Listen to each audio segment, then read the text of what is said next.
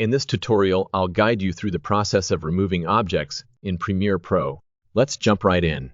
Here we are in Premiere, and before we begin, remember that this method is most effective with videos where the camera remains stationary. Take a look at this example. Notice how the camera isn't moving while a person walks across the scene. First, duplicate the video by holding the Alt key and left-clicking and dragging the video up one track. Temporarily hide the visibility of track number 1. Now, select the duplicated video on track number 2.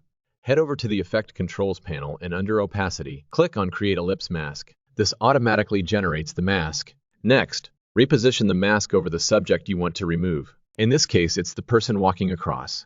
Adjust the mask size to your preference and increase the mask feather to soften the edges, setting it around 50. Create a keyframe for the mask path at the start. Then move forward half a second or a second at a time, readjusting the mask position to follow the subject's movement.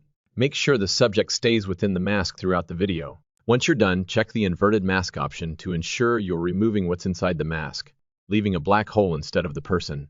Now, bring back the visibility of track number 1. Move the time indicator to the start and advance 3 seconds forward. Grab the starting piece and move it to the end. Select both pieces and move them to the start. Preview the video from the beginning. You'll notice the person has been successfully removed. And there you have it. That's how you remove objects in Premiere Pro.